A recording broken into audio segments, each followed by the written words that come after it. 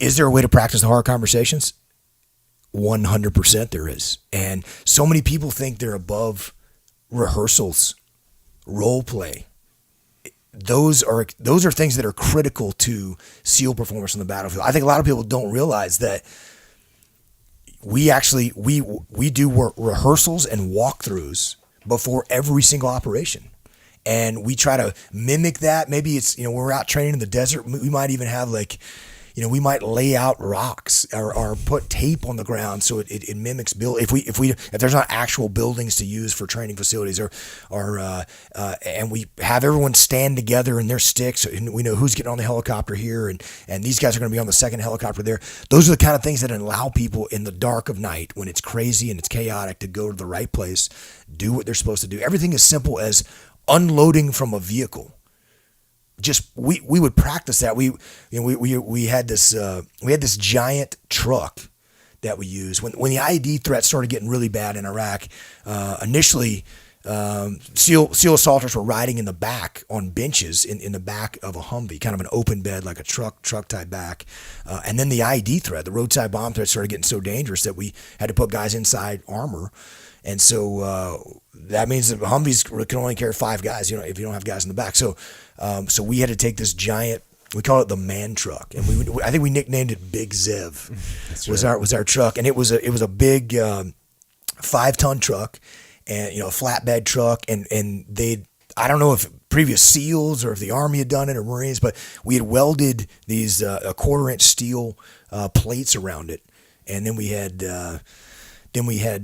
sandbags in the bottom of it. So that was our protection. And most of the sandbags were torn up because of boots going in and out. And so you're just sitting on sand. So if you got blown up, it would not have provided a whole lot of protection from you. But you'd be blown up and sandy. Getting out of that truck is substantial. When you got 20 guys sitting in the back of that truck, and they're, with some of our guys, Iraqi soldiers that were with us, our Jundis, and you got to swing open this giant, heavy, 1/4-inch steel doors in the back, and then you got to put a ladder out, and everyone's got to climb down that ladder.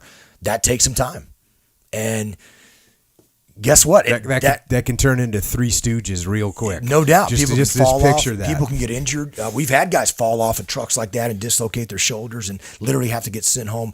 But more important, if it takes 3 minutes or 4 minutes to do something like that, that's 3 or 4 minutes that you don't have guns pointed in every direction, and it's critical. So we had to practice that and practice that and practice that until we could do it in less than 30 seconds. And then if we have 2 different assault forces, we got to make sure assault 1's line up on the left side of the road, assault 2's line up on the right side of the road. I mean, those things that we have to practice that over and over and over again. And it seems really juvenile. It seems very elementary. But if you took the time to practice that your performance is so much better when you actually get out in the dark of night, the chaos of being in an unknown area and worried about, bad guys and where they are and all those things happening and making sure people went to the place they need to go.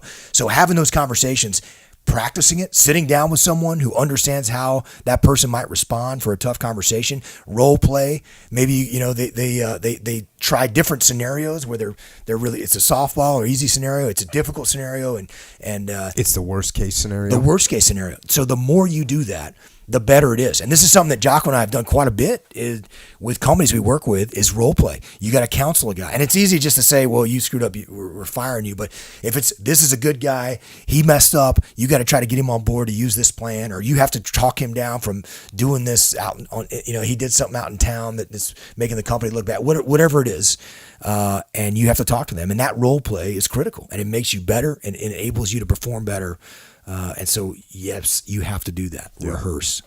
Yep. 3 or 4 iterations with someone dealing with in a role play scenario, they get better. You can literally see them get better. It's pretty cool. We got pretty good getting in and out of Big Zev.